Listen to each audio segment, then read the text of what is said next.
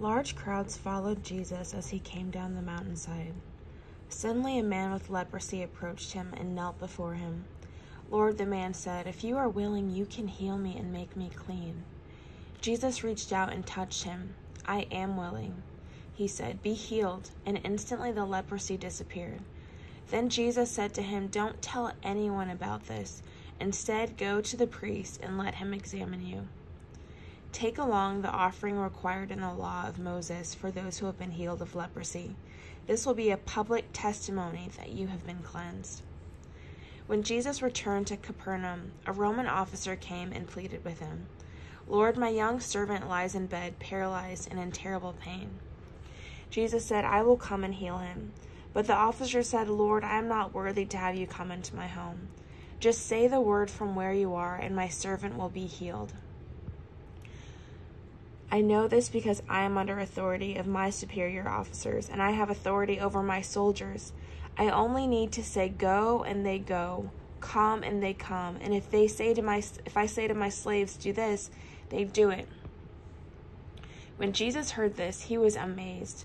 Turning to those who were following him, he said, "I tell you the truth, I haven't seen faith like this in all Israel. And I tell you this, that many Gentiles will come from all over the world, from east and west, and sit down with Abraham, Isaac, and Jacob at the feast of the kingdom of heaven. But many Israelites, those for whom the kingdom was prepared, will be thrown into outer darkness, where there will be weeping and gnashing of teeth." Then Jesus said to the Roman officer, "Go back home. Because you believed, it has happened." "Thank you, Lord." And at that same hour he was healed.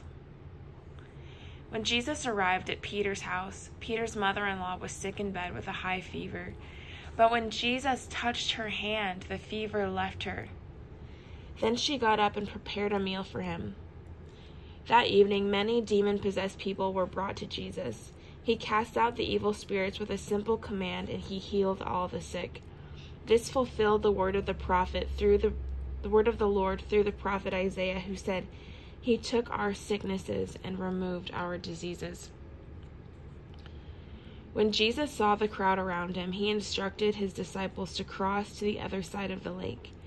Then one of the teachers of religious law said to him, "Teacher, I will follow you wherever you go." But Jesus replied, "Foxes have dens to live in, and birds have nests, but the Son of Man has no place even to lay his head." Another of his disciples said, "Lord, first let me return home and bury my father." But Jesus told him, "Follow me now. Let the spiritually dead bury their own dead." Then Jesus got into the boat and started across the lake with his disciples. Suddenly, a fierce storm struck the lake with waves.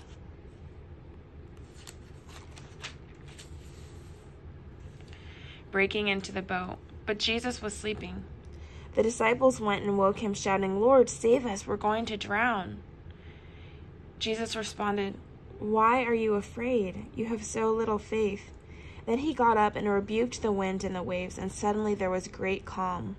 The disciples were amazed. "Who is this man?" they asked. "Even the winds and waves obey him." When Jesus arrived on the other side of the lake in the region of Gadarenes, 2 men were possessed by demons. They met him. They came out of the tombs and were so violent that no one could go through that area.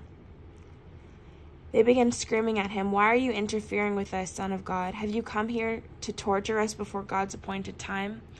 There happened to be a large herd of pigs feeding in the distance. So the demons begged, "If you cast us out, send us into that herd of pigs." "All right, go," Jesus commanded them. So the demons came out of the men and entered the pigs, and the whole herd plunged down the steep hillside into the lake and drowned in the water. The herdsmen fled to the nearby town, telling everyone what happened to the demon-possessed men. Then the entire town came out to meet Jesus, but they begged him to go away and leave them alone.